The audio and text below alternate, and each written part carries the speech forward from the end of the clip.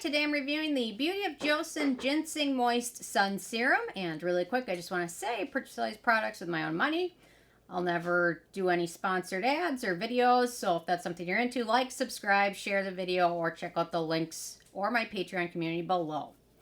Okay, so the second I saw this come out, I ordered it because I was really excited about it. Beauty of Joseon has some interesting sunscreens there.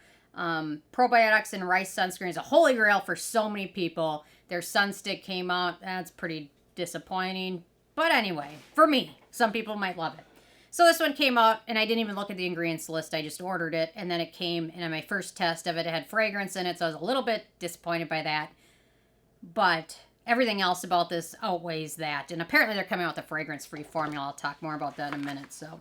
Okay, so they say this nourishing serum features SPF 50 plus PA++++ to protect skin against harmful UV rays, infused with 30% ginseng extract. The anti-aging formula enhances skin elasticity and keeps skin hydrated. Formulated with 2% niacinamide to brighten skin with a glowing appearance and lightweight texture adheres onto the skin without a sticky afterfeel. So, anyway.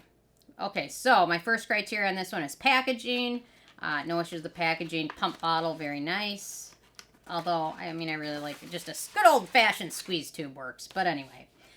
Okay, in terms of denatured drying types of alcohol, it does contain alcohol. It's the 6th ingredient. And apparently, when we get into fragrance, that's why they included the fragrance, they said, to cover up the smell of the alcohol, which alcohol really doesn't have much. I mean, it has an initial smell, but it goes away like within seconds. So, and I'm starting to get over alcohol in sunscreens. I mean, anyway, because it does help sunscreens set better and feel non-greasy, so I kind of get it. In terms of fragrance, so it does contain a lot of fragrance ingredients. It contains amyris oil, bitter orange oil, jasmine oil, holy ghost oil, and ferula gablaniflua resin oil. The scent is initially very strong, but it dissipates very quickly. So within a good 10 minutes, I don't smell anything at all. Apparently, they're working on a fragrance-free version of this, and if they do, I'll be the first one to buy it because I've been really impressed with this stuff. So, anyway, yeah, I guess I'd rather just have the initial smell of the alcohol, but whatever. I'm sure they did tests and things on this and found that people preferred the smell of the ingredients over the smell of the alcohol initially, but they didn't ask me my thoughts because I would have told them differently. But anyway. Okay, the manufacturing location for this one. Sorry, my little button thing came undone.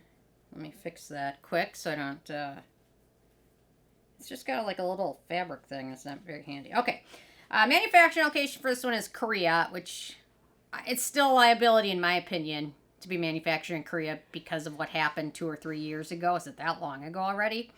When basically all of the sunscreens, with the exception of a handful, were found to not be anywhere close to the SPF they listed. So in my opinion, it's a liability. Okay, in terms of the SPF, we've got SPF 50 plus, so no issues with that. That is what I recommend on a daily basis, is at least 30 or above. 50 is great. In terms of the UVA filters, it's got a PA with 4 pluses after it, which is the highest you can get. 4 pluses is the highest, although in certain countries 3 pluses is the highest. So for UVA filters, we've got Uvinyl A+, which is just a UVA filter. We've got Tinsorb S, which is UVB and UVA. And then we've got Amoxylate, which is UVB and a little bit of UVA. So decent. 3 UVA filters and a chemical sunscreen. Pretty good. If you buy any US-made chemical sunscreen, you're going to get one, and it's a disappointing one, and that's avobenzone. So anything that's chemical made out of the U.S. is, in my opinion, going to be hands down better if they use more of these filters. So, okay, in terms of the filters used, we've got, again, Uvinyl A+, UVA ray absorber. We've got Tinsorb S. Photostable filter is UVB and UVA. We've got Uvinyl T150, which is UVB, very photostable filter. We've got Parasol SLX, which is a silicone-based chemical sunscreen that protects in the UVB range. And then again, we've got that Amoxylate, which is a UVB absorber, which absorbs a small amount in the UVA range and is a UVB absorber. Okay, in terms of white cast, there is no white cast at all. It's a clear gel, with a really lovely texture, may I add, which I'll talk about in a second. So it applies very transparently, so no issues at all with white cast. In terms of the texture, again, it's got that wonderful gel texture. I love the texture of this stuff. It makes it also really easy to apply it liberally because it absorbs pretty quickly. So, wonderful texture. Very nice. Very, very nice to use. And works great over other products. So, ease of use. Very nice. Works well over moisturizers, serums.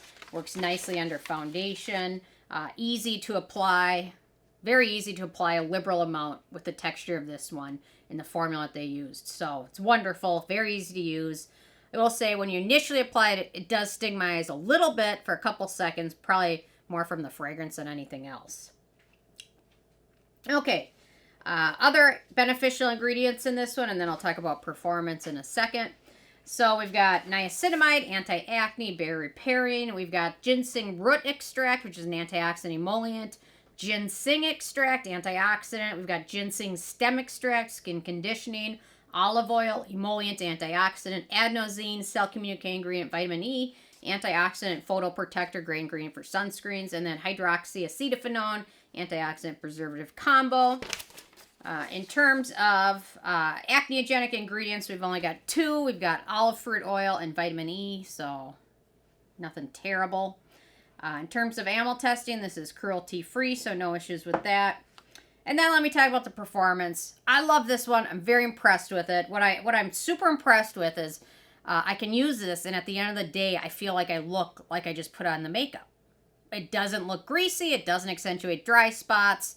It seems to actually soak up a little bit of oil, and I've been using it after sweating and exercising outside. It's 80, it's 85, and it's still, my face at the end of the day still looks just the same.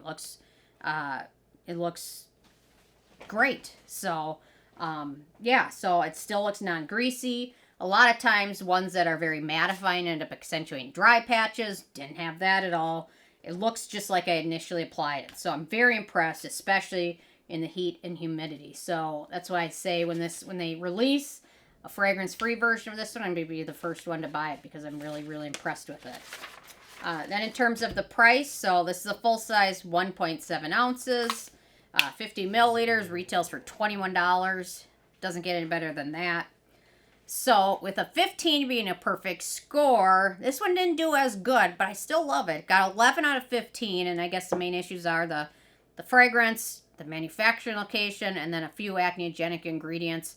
But otherwise, I'm very impressed with this one, and I'm super excited when they release their fragrance-free version of this one. I'm going to be all over it because, I mean, it just really is very nice. So, anyway, lovely product.